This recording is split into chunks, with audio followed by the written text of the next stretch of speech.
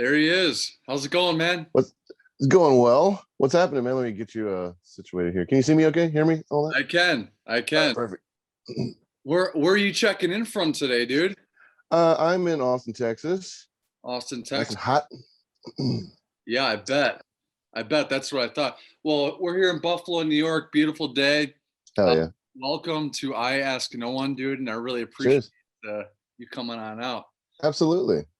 Well, cheers. I usually go Jaeger, but we got some blackened Metallica whiskey here that was made to the Black album. In fact, my dad hosts a wine show, and he that's awesome. hooked up with one of these guys. So yeah, I read about that. That's really cool. I didn't know that's how the box came and everything too. That's rad.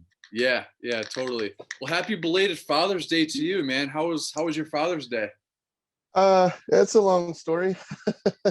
My family and I are separated, so Okay. They live in Phoenix. I live in Austin. Right. Rather sad this year, but I'm hanging in there. Got to talk to the kids for a long time, and I haven't really made that public knowledge or anything like that. But I have no problem answering questions honestly.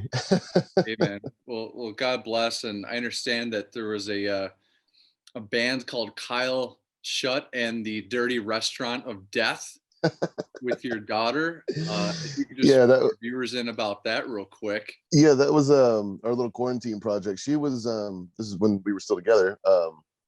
She was 3 years old, and just to quarantine time was rough on everybody, obviously, and so we just sat around the house, especially me. I was I had been working managing a bar, playing music, I was a really busy guy, and then all of a sudden everything stopped, and I was just finally kind of back home again all the time. So we just sat around all day just making silly songs and stuff. And one of the songs, Dinosaur, that we wrote, I just found myself singing it over and over again in my head. And I was just I asked her, I was like, you want me to make that into a real song, baby, we can listen to? She was like, yeah. And one of our favorite excuse me, one of our favorite things to do was go to this little pizza joint back before things shut down and stuff. I would drink beer, and she would we would eat pizza, and she would run around the little playground and play with all the kids. It was one of our favorite things to do.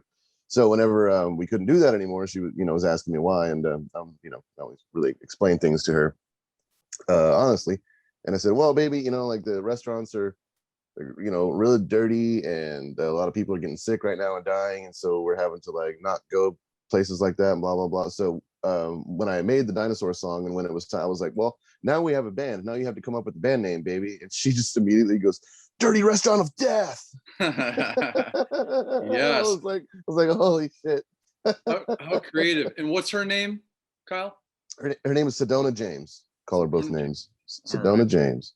Right on. And could we find Dinosaur on YouTube? Is that possible? It is on YouTube. You can also find it on my Bandcamp page, and there is a 7-inch of it available as well through my Bandcamp page. If you really got to have it all on, it was important for me. She had her own little 45 box, and I really wanted her to have her own record in there, so we went ahead and pressed it. Yeah, I'll include a link below to Kyle's Bandcamp page and the YouTube performance of Dinosaur. That sounds fun.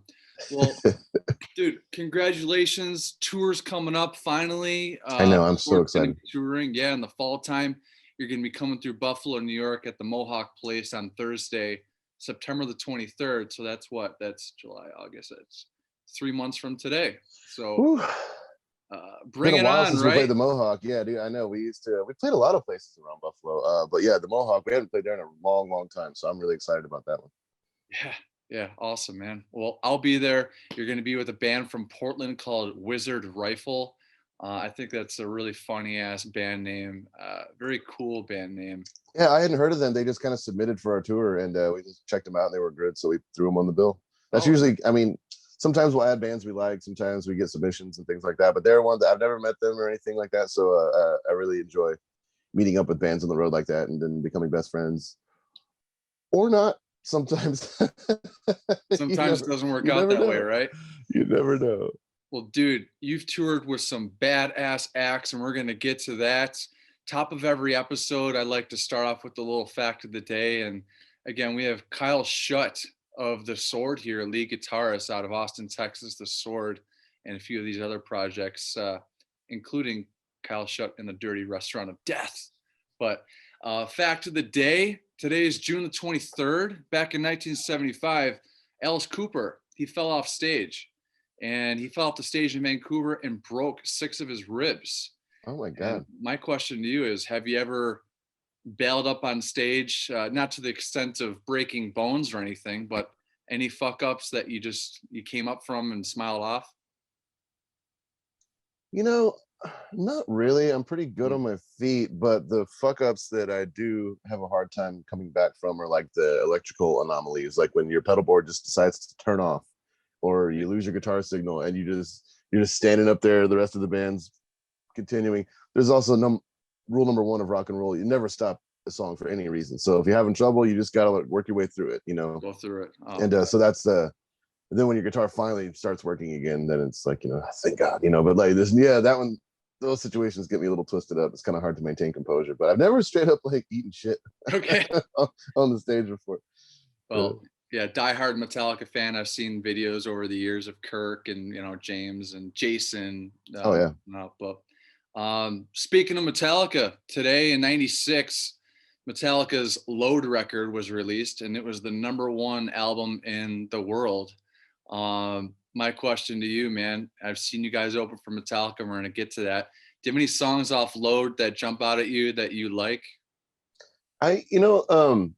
I'm kind of that camp. Like whenever the record came out, I want to say, yeah, it was during a summer break between 7th and 8th grade for me, and I got it that summer, and it just kind of didn't really do it for me at the time. I was a big Metallica fan, but it just, I don't know, something about it. Like I wasn't part of like I didn't even know that people didn't like it at the time. It just kind of didn't do it for me. I couldn't even really tell you why.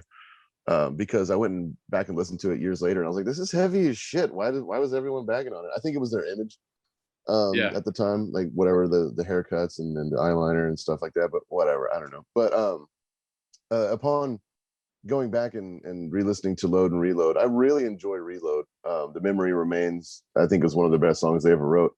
But if I had to pick one off of Load, I think Hero of the Day is a really good song. There's a couple of deeper cuts. It was really funny touring with them in Europe versus the US, because US fans can get a little entitled or uppity, whereas Europeans just like everything. And they played I want to say we were in like Bologna or somewhere. I mean, it was just like 30,000 people. It was insane. Sick. And they played this like super deep cut off a Load. I don't even remember what song it was, and I was just like, wow, they're playing this one, huh? And fucking dude, every person there was screaming along every single word. I was like, wow, like y'all really like Load over here. Wow. Crazy. But yeah, if I had to guess, it was the Outlaw Torn, and in the link below I'll include a maybe separate, Outlaw Torn, love that, especially at S&M 2 a few years ago. But yeah, man, I chose June the 23rd to have a chat with you and connect, because this was the first time I saw The Sword and you perform up on stage. It was opening for Metallica at their inaugural Orion festival in Atlantic City. Oh yeah. And I just, I remember your blonde hair. I remember you just ripping. And did you see Trujillo introduce us? Trujillo, yeah, he did. That little story he told, beforehand. I thought that was hilarious. What story? We didn't know he was going to do that. Him and Hetfield just showed up, and like, because we were the first band on that day, and they asked us to play their festival, and then we got the routing, and we had been really good friends with them for a long time at this point. And when we got the offer, it was for like we were the first band on the first stage or whatever, and we were like, not like we were upset about it, but it was like, they don't want us to play like a little bit later in the day, or a better, like you really want us to play first. And then we heard back from our agent. He said that we were their favorite band, and they wanted their favorite band to be the first band to like christen their festival whenever they played. And they also wanted us to be able to like play early in the day and just party the rest of the day. So I was like, you know what? That works out. Classy, yeah, classy man. But that was a hot one that day.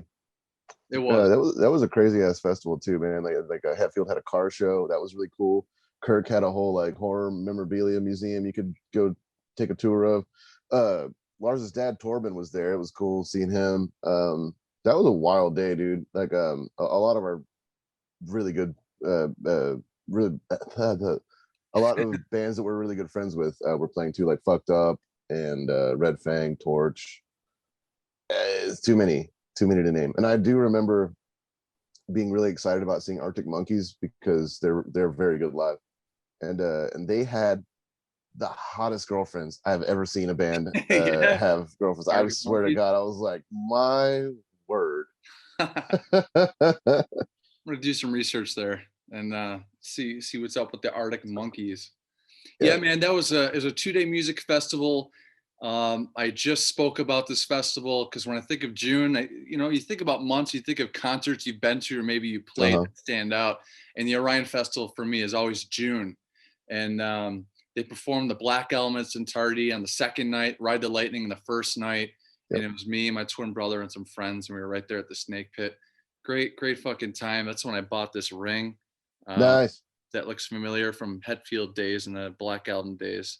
That's awesome. Fist bumped him in there. What a fun festival. But it was a short-lived festival. They lost some money putting it on.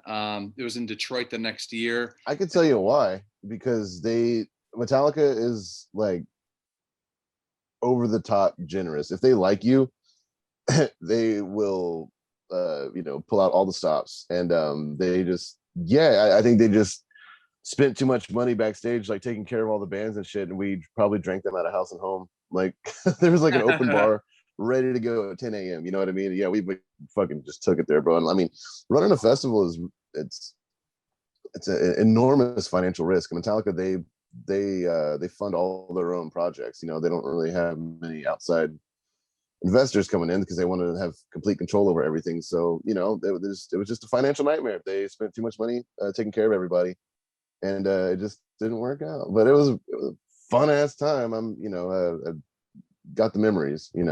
Yeah, you're damn right, man. And over the past several episodes, any fellas who have opened for Metallica, they sound like just what you just said.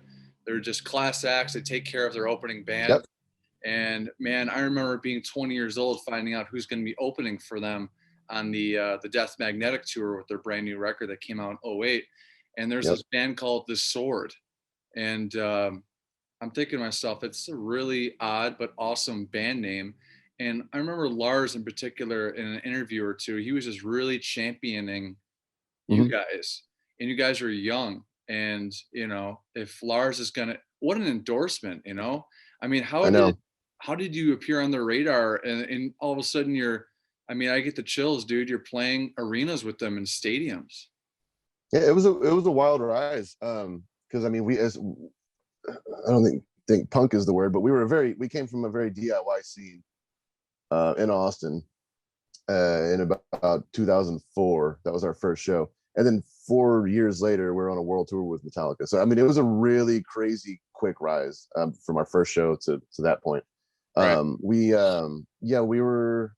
had a publicist that sent us a link to, I think it was a Rolling Stone article that just said, like, it was like a little blurb in the corner, like Lars's corner. And it said, like, what are you listening to right now? And he's like, The Sword is my favorite band. They're great. And we're like, fucking rad. Cool. Whoa. I mean, that's, you never know, like, though, you know what I mean, with stuff like that. Like, okay, I mean, that's cool, I guess, but we ended up playing in San Francisco a little bit later that year, and he came out to the show and just fucking hung out all night and was just super sweet to us, and I couldn't fucking believe it. He was just like, fucking love your band, we're gonna fucking take you guys on tour.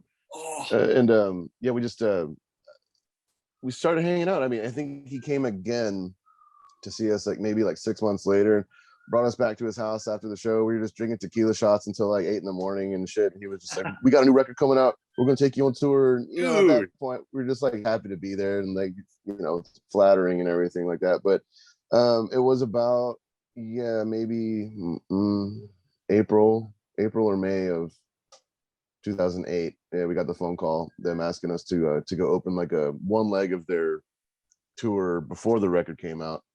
And then then they asked us to do another leg and then another leg. And then pretty soon they just offered us the whole North American tour for Death Magnetic. And they said that we could have the first of 3 slot for as long as we wanted. It was like a 250 show tour that was going to take 2.5 years. And they told us we could do it for as long as we wanted. And we lasted about a year. and we had to go up to him and be like, guys, I don't think we can do it anymore. And they were just like, we didn't think you'd last 6 months. Like, go home, get out of here, man. But I did nonchalantly make them promise to take us to Australia, but because I had always wanted to go to Australia, and they were like, oh, that's not going to happen for like another year. Like that's the last part of the cycle. And so I was like, okay, but they kept their promise. A year later, they called us up and put us back on the tour, and went and rocked out Australia, New Zealand, Japan with fucking Metallica. It was incredible. And then Warp Riders came out about a week after that. Wow. It was a crazy time. That is too cool, man. Yeah, that was part of the 6 Feet Down Under box set that was released, I think, in 2010 or something like that. I went to Australia real quick after the Shockwave Festival. I saw Robert Plant play in Sydney in 2018. My friends in Gojira and Mastodon, and then Limp Bizkit. And just this morning I bought Limp Bizkit tickets. They're coming through Buffalo, which they're gonna be playing the Rapids Theater in Niagara Falls. It's gonna be a blast. But nice. Yeah. You like Limp Bizkit? No, that's okay though. Okay. That's fine. They don't need my help. Okay. All right. Yeah, just curious. But going back to Metallica, Kyle, any valuable information or valuable advice that you've received from, I'm sure over, tequila shots, you heard a thing or two from Lars, but James Hetfield, did he have anything to share with you guys? Yeah, actually, he ended up, even though Lars was the one that kind of discovered us and brought us to the rest of the group, Hetfield was a huge fan, and he would always, anytime we were playing the Bay Area, he would come to our shows. I used to call it dropping a Hetfield bomb on your friends, because he's a very tall man. He's a very striking, individual.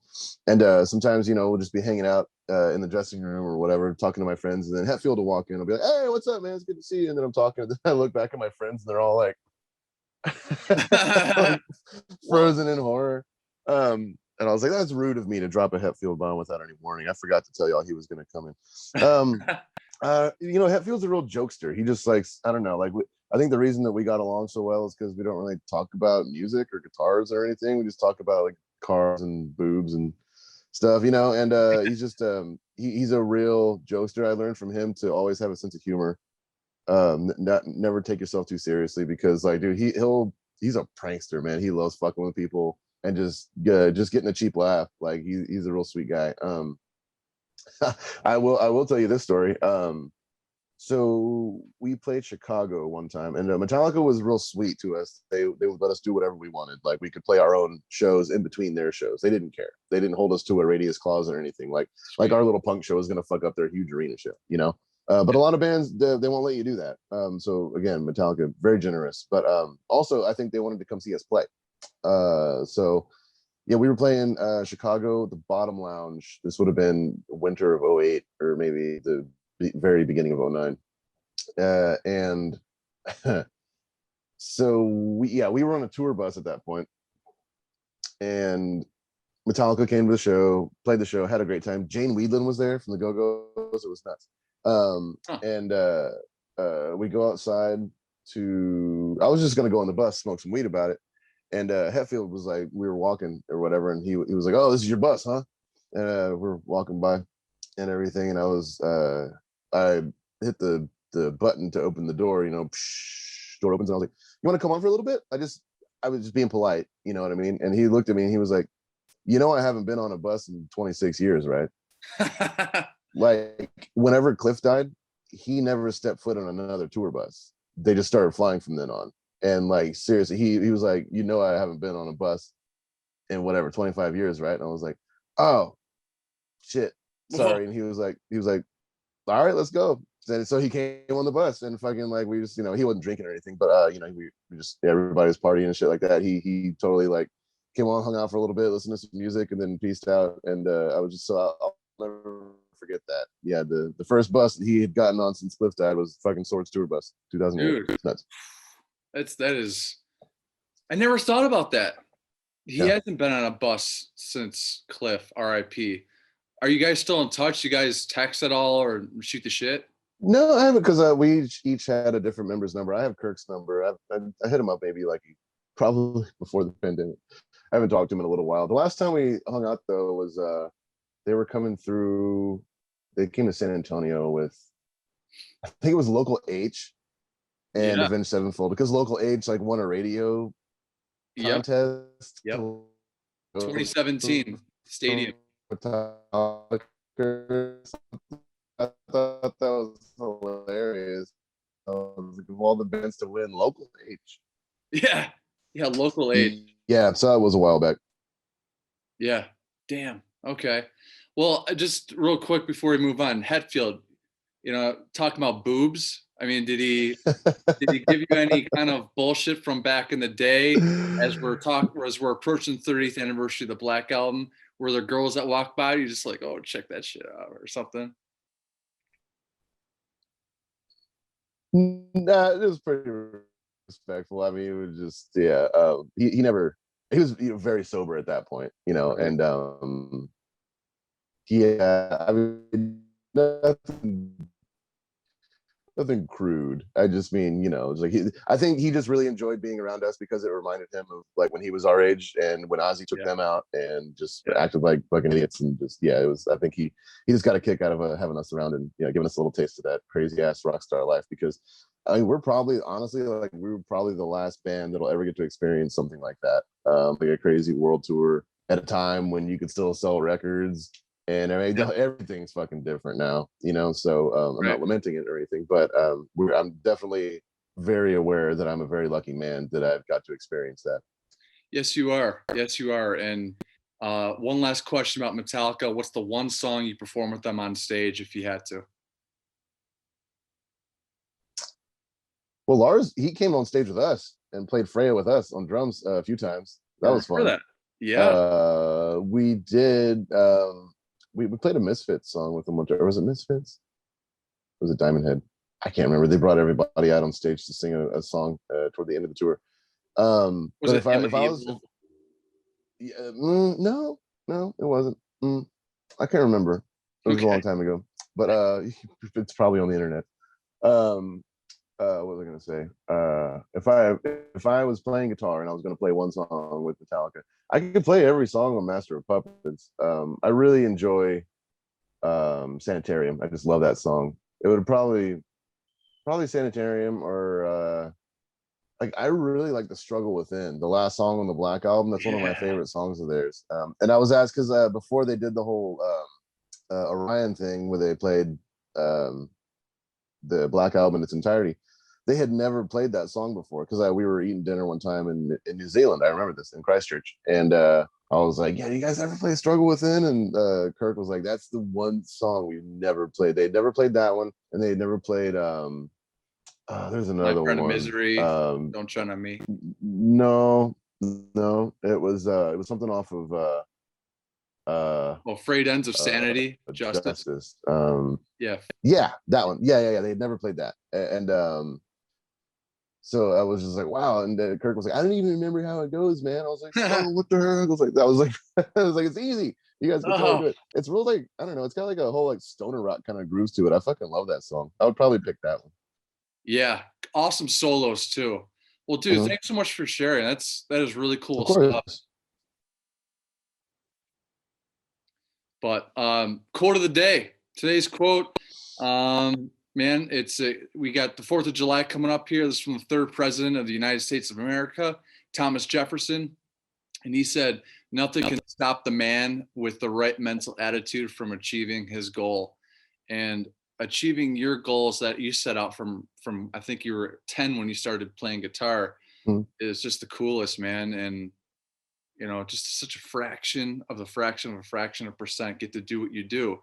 Yeah. Who are some of your guitar gods growing up? I know in an interview you mentioned one of your 5 favorite records was Faith No More, The Real Thing, with Jim Martin. Yeah, 100%. Yeah, that he's one of them.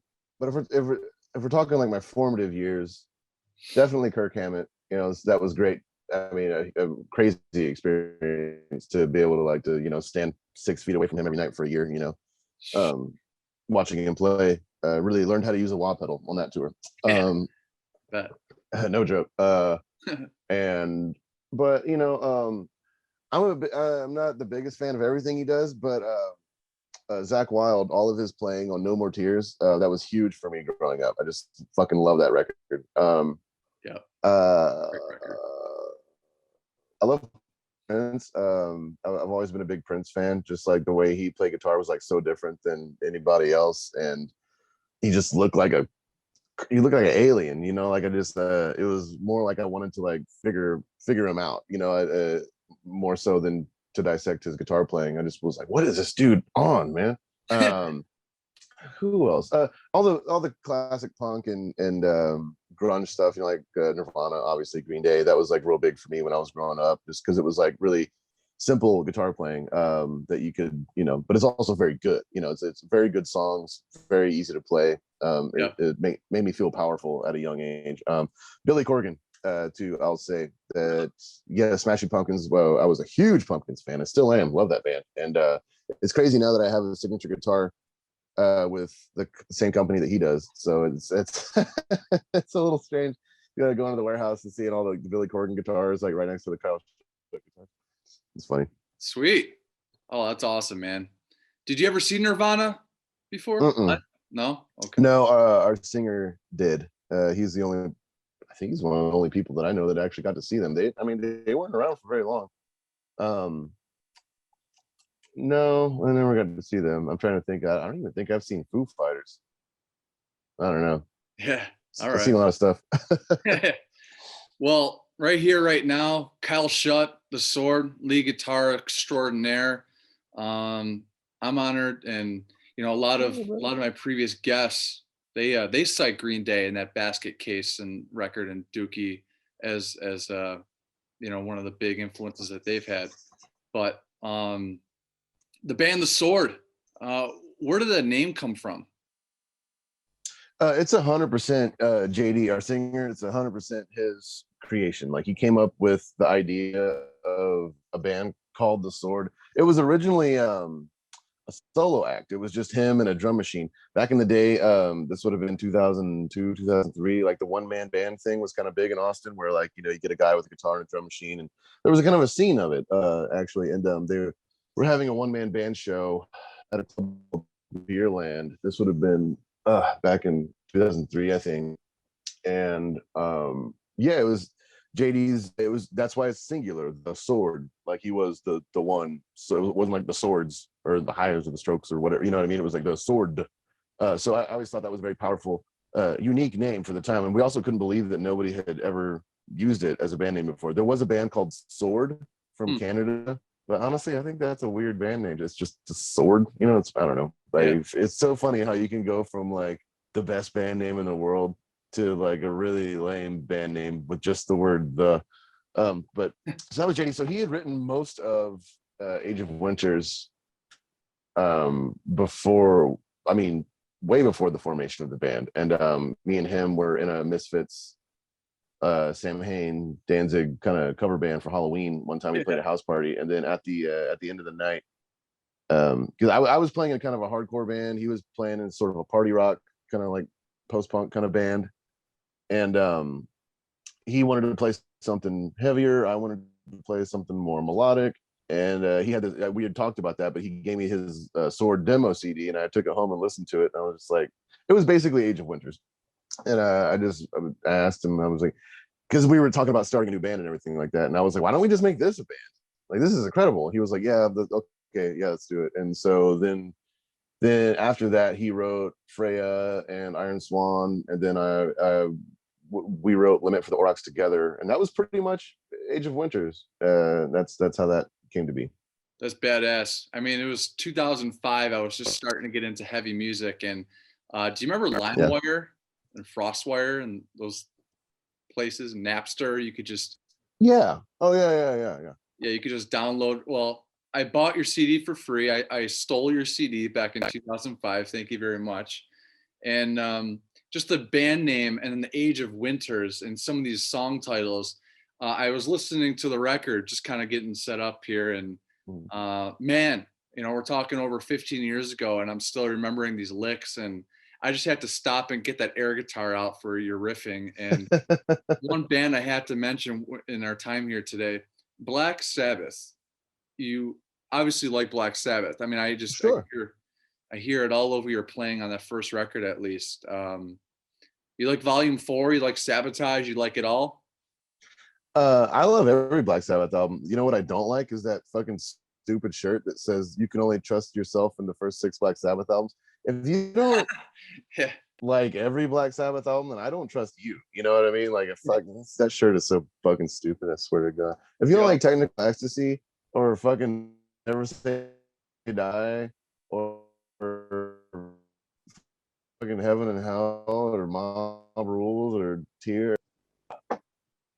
I have an entrance song when I go down the street to McGarrett's. You know, when you're in Buffalo, geez, I would love to bring some craft beer. We got some killer craft beer in Buffalo here, but my favorite bar, Hell yeah. you know, McGarrett's just down the street. My entrance song is the Black Sabbath by Black Sabbath performing from that Live Evil CD, and it's extra long, and it's just like, you know, I'm fucking here, you know, just the storm and everything, and Yeah, right. imagery of the lyrics, you know. But writing music with JD, uh, he wrote a lot of it. He wrote all of it. What was it like writing with him in the studio and recording? Yeah, I mean, JD's like the songwriter of the Sword. You know, even if we all, you know, contribute, like I could tell you which songs I wrote, which ones he wrote, or which ones we wrote together. But at the end of the day, he's the one that kind of takes all that music that we create and then turns it into a story with, you know, his lyrics. He's a very good lyricist. I think he's one of the best in heavy metal. Honestly, I should into his lyrics as they probably should. But yeah, I mean, we never really wrote in the studio until Used Future. That was kind of the first album that we sort of intentionally went in like half baked and just sort of tried to write songs in the studio. I think we had all become confident in our ability to be able to do that by that time. But before that, we always went in very prepared, with a specific set of songs that we had already written and worked out and played live and figured out all that stuff. So yeah, it just kind of depends. I mean, just for an example, like on Warp Riders, you know, I wrote like Tears of Fire, Lawless Lands, Astray's Dream. I think we wrote Chronomancer 2. No, Chronomancer 1. We wrote that one together. So that was kind of a good example of a mishmash. Like we wrote Maiden, Mother, and Crone together. You know, it's a perfect example of like my riff, his riff, and then him weaving it all together with his lyrics and stuff. So it's over the years, sometimes we forget like who wrote what. Brian, our bass player, he started writing a lot more when it came to High Country. Like he pretty much wrote all of Mist and Shadow and a couple more. I don't know. It's a very collaborative effort. At the end of it all, like we ended up being like 4 producers in a room, you know, trying to like not argue a song to death. Yeah, You know what I mean? yeah. Well, you know, you got heavy metal, you got the jammy stuff, you got the ethereal music, you got deep music. I think that's really one of the best things about any band in the Sword, including Metallica. There's just a lot to choose from, including that High Country record, and I dig it. And kind of reminds me of how Opeth have forged their sound. In fact, I saw you guys open for Opeth Yeah. 2016, and this is a drumhead I got from the show. This is the Warfield in San Nice. Francisco, and it was me and my little brother Leonard. Awesome. And Leonard is a fish head, Grateful Dead head, and just to see him get bounced around in the pit and shit was pretty awesome. How was that tour with Opeth? I was fantastic. They were again another class act. I think it was kind of funny because especially at the time we were a band sort of that had, for lack of a better term, like pissed off a lot of our fans by making a great rock and roll album that they didn't like for whatever reason, with High Country. And so we had kind of become this band that was like notorious for pissing our fans off. So why not go on tour with another band that's notorious for pissing all their fans off? You know, so it was like literally us and Opeth just giving the middle finger to fucking everybody. Technically for us, that was the Low Country tour. Like the acoustic version of High Country had just come out. So we were supporting that, and then supporting our acoustic album, and then Opeth was supporting their like prog rock masterpiece, Sorceress and stuff. they were fucking great. Watching them play every night was incredible. They're flawlessly perfect musicians. I mean, Metallica's great.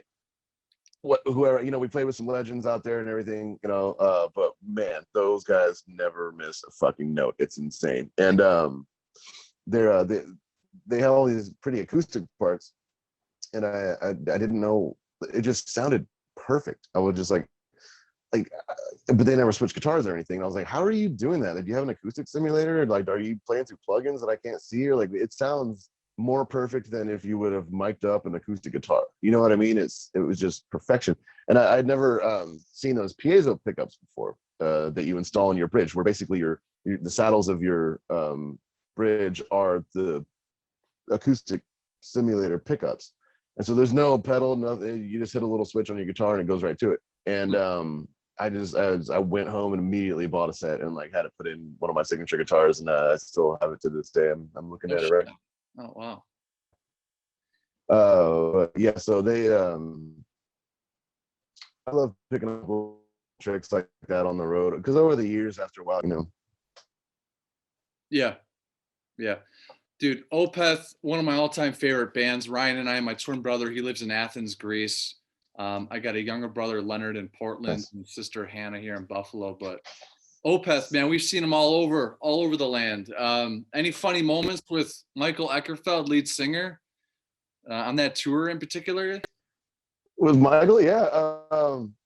Drinking beers, you know, bullshit. Yeah, I mean, like he likes wine. But yeah, I mean, it wasn't no shenanigans. They're not like party animals or anything. But there were a couple nights when, you know, we, you know, hung out on the bus and got a little rowdy. But for the most part, he's a very family oriented man. He you know, he loves his daughters, and just he views going on tour as very much like going to work. And then you know, he does his job and doesn't really act out or get too crazy or anything. But it was just one night, I think, in Portland that, yeah, we kind of got a little tore up. I don't remember where we played. I think the Roseland, maybe. That sounds about right. I don't know. Anyway, but yeah, I'm trying to think of anything. It was just funny to watch him on stage every night, just because like he did not give a fuck about making anybody upset because they're not playing Still Alive or something. You know what I mean? It was really funny. He had no problem like taking the piss out of his fans, and it was funny to witness. That guy's a riot, man. You see him live, he'll have a conversation with one person here, one person there. He's hilarious. Yeah. Met him at the Orpheum Theater in LA when they did the Ghost Reveries in its entirety, which was, you know, amazing. But the way people talk about Jimmy Page being like this magician wizard that lives in a castle somewhere off in the distance is kind of the way I feel about Åkerfeldt. Yeah. Extremely underrated. Not too many people know about him. I mean, you put a guitar in Kurt Cobain's hands or Neil Young's hands or, you know, Paul McCartney, or put a guitar in fucking your hands to write a song. You put a guitar in Mikael Åkerfeldt's hands, like it just creates magic. And yeah, love that shit. You opened for Guns N' Roses. I couldn't find what year this was. Was this like 10 years ago or something? One time. This is how Guns N' Roses worked. This is before they reunited, so it was basically like Axl and friends, you know. Yeah. So they would book a tour with no support, and they would just call up their favorite band whenever they got to wherever with like no notice. I mean, it was like the most unprofessional shit ever, because like we get a phone call saying like, "Hey guys, do you guys want to open for Guns N' Roses?" Like, fuck yeah! Like, what kind of tour? And they're like, no, it's just the one show in Dallas. Oh yeah, when? They're like 3 days. I was like, what? Yes. But then it was like, get on the phone, get some flights booked, figure it out. Like, it was yes. The answer is yes. We'll figure it out. So it was 2 bands, Sword, Guns N' Roses. It was fucking crazy. And so Axl was a fan, and yeah, he was just like, we're playing Texas, called Sword. It's good enough for Metallica. It's good enough for us. Let's do it, you know. And so, but then like they call us again like the next week, and they're like, you guys want to open Kansas City too? And we're like, can we just do the tour? Or like, what? They're like, no, it's not. We just kind of call people up randomly and see what happens. I was like, that's so dumb. What the hell? No, we're not gonna do Kansas City. I'm sorry, but thank you for that. You know what I mean? It was just like, Right. it was cool. But I will say that there were no rules at the show. They let us do whatever we wanted. And yeah, I mean, like I'm standing right on the stage, like next to the fucking pyro kid. I probably shouldn't have been standing there. Huh. But yeah, we weren't. There was no rules. They went on right on time. No rock star shenanigans. They played for like 3.5 hours. It was a phenomenal show. I mean, even though it was just basically Axl and DJ Ashba and Bumblefoot and everything like that, it was still a phenomenal show. Whenever they played You Could Be Mine, I lost my goddamn mind, dude. It was incredible. Right. Yeah, I bet. Did you meet Axl at all? Nope, he didn't come around. I mean, I heard it. Heard he was a fan. That's how we got the thing. And I was about to fucking walk up in their dressing room or anything. So Yeah. Oh, man. but no, maybe one day. Not a big deal. I mean, What dude, was that? you create music, and I think I lost you. Can you hear me? Oh no. Hang on just one second. I'm so Sure. sorry. How do I decline? So sorry. Oh, me? Am I back? Nope. Am I There back? you go. You got me? What up? There you are. I see you now. Yeah, no problem at all. I mean, you're getting endorsed from Lars Ulrich of Metallica, Axl Rose, Guns N' Roses. I mean, off of stuff that you helped create. It's just that's got to be pretty goddamn humbling. I've driven through Austin, Crazy. Texas. I've stopped on 6th Street for some barbecue. I mean, dude, I moved to San Diego from Buffalo, New York here to San Diego in 2013. And it was after 15 and a half hours driving from Athens, Georgia. And I stopped at like 10 p.m. in Austin. And it kind of reminded me of the smallness of Buffalo, New York, and the intimacy. What's the beer scene like in Austin, Texas these days? I think oversaturated is the word for it. Yeah. So when I moved here in 2000, there was 3 places that brewed beer, and now there's like 300. So it's fucking crazy. Some of the best beer in the world is down here in Texas. We're really known for our lighter styles like Kolsch's, lagers, pilsners, things like that. Very, very German in our brewing. But that's how you can tell if a brewery really knows what they're doing, is if their pilsner is phenomenal, because anybody can just throw a shitload of hops in a beer and call it a triple IPA or whatever, and it can, that amount of hops will mask any imperfections in your recipes. But if you're brewing a Kolsch, you really have to know what you're doing, and that's one of my favorite styles. And so yeah, St. Elmo Brewing Company, respect. Love them. Austin Beer Works. I used to work there too, and yeah, great beers coming out of there. Trying to think, there's too many. If I was pressed to think of another one that was phenomenal, there's too many. I really like Independence Brewing Company. They're fantastic beer. So yeah, a lot of beer down here. A lot of beer. Gotcha. Yeah, one of these days I want to go hit up Austin City Limits or one of those festivals that happen. I got a few buddies down there, yourself included, and would love to sip on some beers and check it out. Absolutely. Yeah. Buffalo here, killer brews.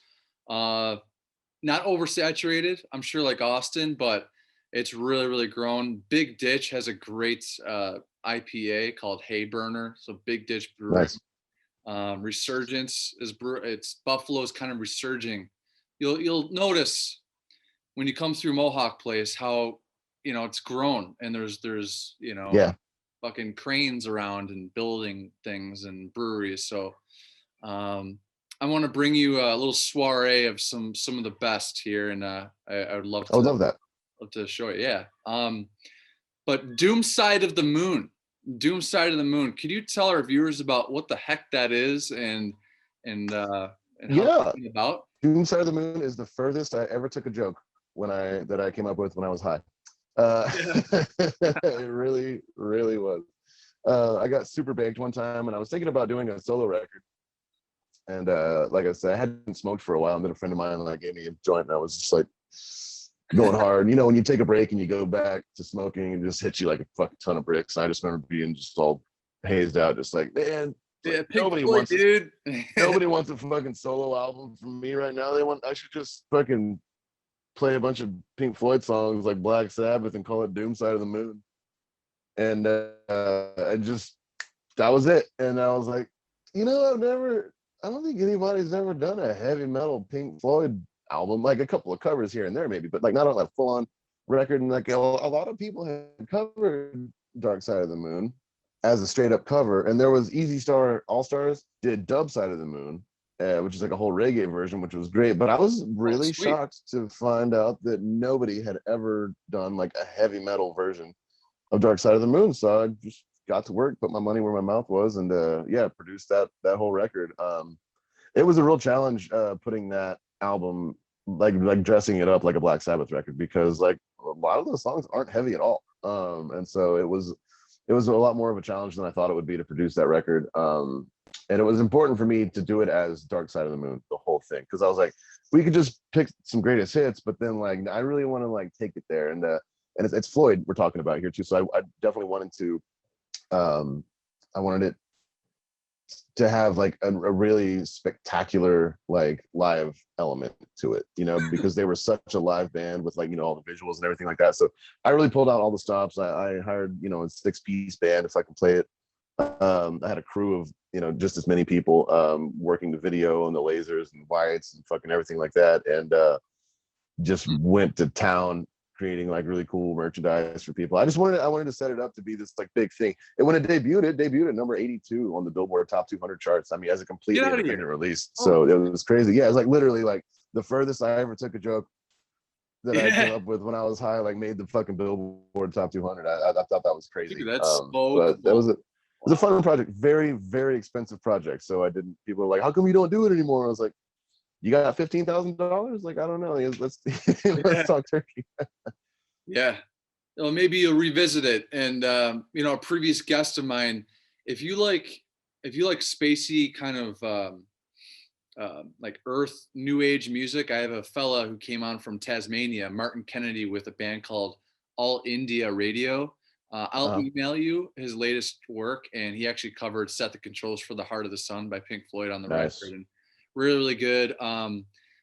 Some people shit on it, but I love it. Godsmack's cover of Time off Dark Side of the Moon.